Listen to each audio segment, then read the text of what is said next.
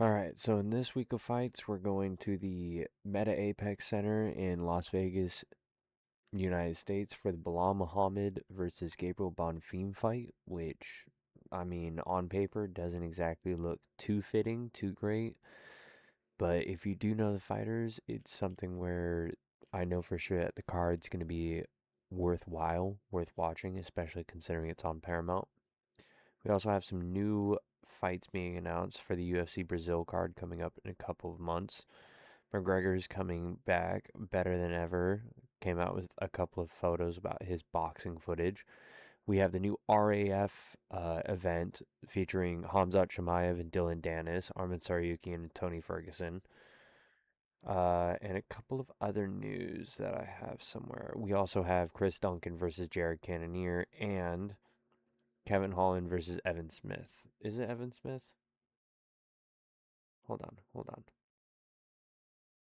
God, I don't know his first name. I think it's John Smith. I have no idea. But either way, let me start off with the prelims. So, first and foremost, Caitlin Souza versus Arlene Carlinosi. Jesus Christ, she is built like a tank. Wow. Is she a favorite? Wow, she is an underdog in this. Arlene Colosi is an underdog, plus 240 in this. So 15 and 4, 16 and 6. Don't know much about either, but I have to be honest. If she's able to make the weight and doesn't gas out, she's got to win this. But I could also see Caitlin Souza using what might be a decent body kick or staying out from the clinch and the groundwork that she throws. She might be like a woman Michael Chandler in this case. Super built, wrestler, dominant. Don't know. But I'm gonna go Arlene Carlosi by decision 29-28. Yannissi Dubin versus Yalisha Chavez. 6-1, 1-0. I don't know much about these fighters. I gotta be honest. Like the first, I think it's up until I know Jordan Levitt. I know Joe Anderson Brito. Yeah, it's right after this fight that I know about the fighters. But with this one, I'm gonna have to go to Venezuelan fighter, 6-1, 5'4", a little bit shorter in reach. But I don't know if Julissa Chavez is gonna be able to make the weight. 124 and a half beforehand. I don't know. I'm gonna go Yannissi Dubin by KO second round. And then next up, we got Jordan Levitt versus Joe Anderson Brito. Jordan Levitt was somebody who, at the lightweight division at 155, actually knocked out Ilya Taporia. Not knocked out, but knocked down Ilya Taporia in the first round with the same side combination, jab, head kick, dropping Ilya Taporia then and there. Joe Anderson Brito is actually somebody that fought Diego Lopez in the Contender Series and I believe beat him, if I'm not mistaken. If I could just look it up real quick. Wow, he has been in, huh? One against Andre Philly, one against Wilson, one against Pierce, one against Jake Shore. Lost to Gomez, lost to Pat Sabatini, but won to Thompson. Okay. But either way, 18 and 5, 13 and 3, going down to featherweight. He's already had a fight at featherweight, if I'm not mistaken.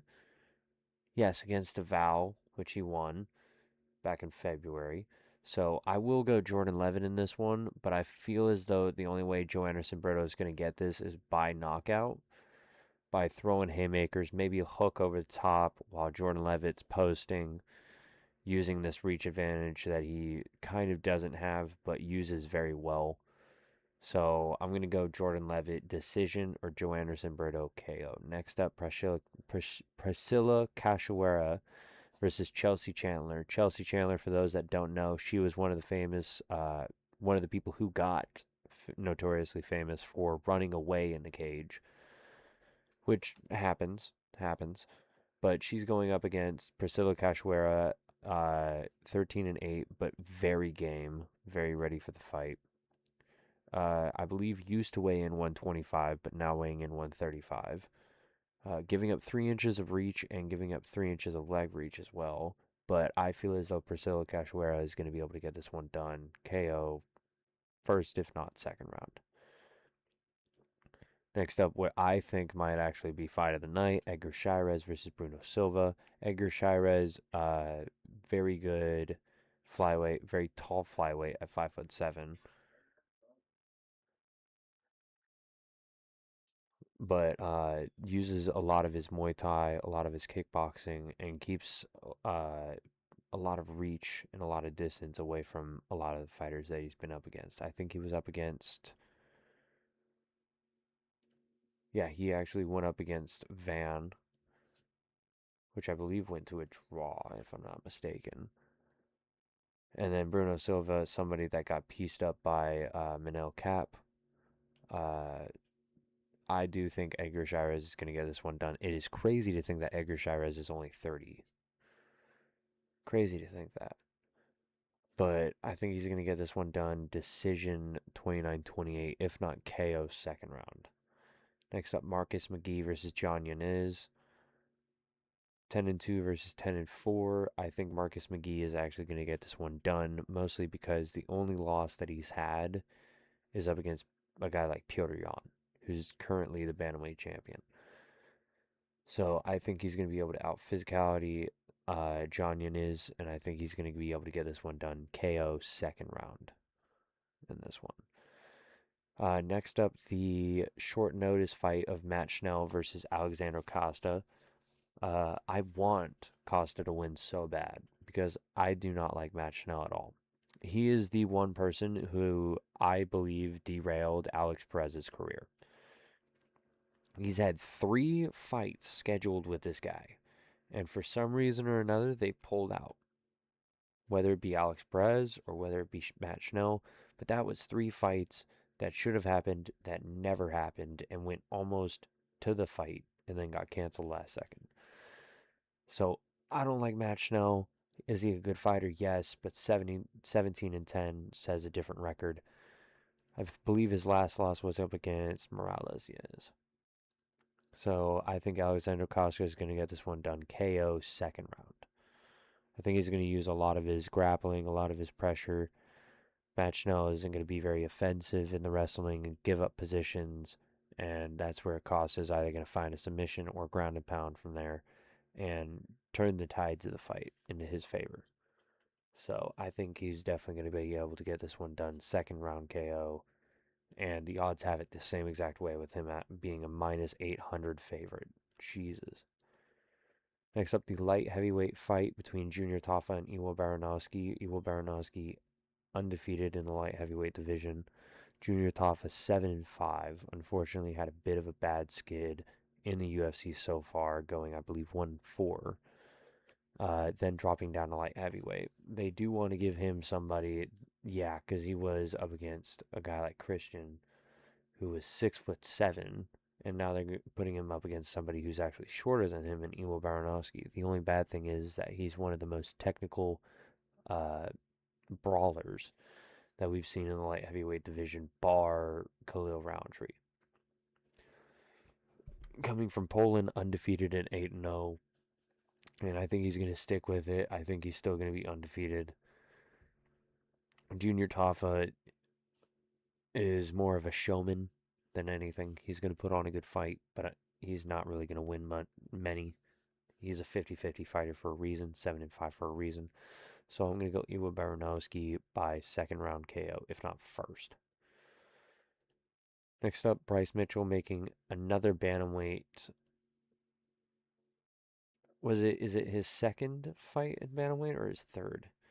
Yeah, it's his second fight bantamweight because he went up against Saeed Nurmagomedov, where he won by unanimous decision. Now he's going up against Santiago Luna, who, if people don't know, Santiago Luna trains with Arman Tsarukyan. And I will say, standing at 5'9", weighing in at 136, this guy is ready for the UFC. And I think he's going to be ready for Bryce Mitchell because Santiago Luna, unlike Bryce Mitchell, is getting more competition around him than himself. Reason I say that is because Bryce Mitchell has stayed in Arkansas and will continue to stay in Arkansas for his fight camps. He's not bringing in other talent. He's not going to fight camps like American Top Team, Shudo Box. Literally, American Top Team is 2 states away in Florida. He could do a fight camp there where he's up against very good talent, but he stays in Arkansas where it's more local talent. Santiago Luna is going up against Armin Saryukin, who's 2 weight classes above him and is a contender in the lightweight division. So I think Santiago Luna is going to be able to get this one done. Second round KO. I think he's going to find some shots over the top, stifle the grappling, sprawl really effectively. And unless Bryce Mitchell is able to chain wrestle like he was able to do in the featherweight division, I don't think he's going to be able to get this one done. So Santiago Luna, second round KO. Next up, Faraz Ziam versus Tom Nolan in the lightweight division. Uh, is that right? Tom Nolan, 6'3" at 155, 10-1. I don't know much about him, but I do know Faraz Ziam. Mostly for the KO up against, who was it? Oh my gosh, not Sadikov. Yeah, Matt Favola up against the cage with a just knee to the jaw. And I think he's going to get this one done. I think he's going to get it done by decision. Mostly because I don't think Tom Nolan's going to be ready to go 3 rounds.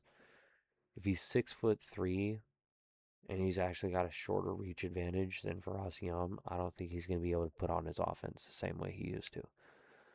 So I'm going to go for Ziam by decision 29-28. And then we got Edmund Shabazian versus Brendan Allen. I'm just going to go through this real quick.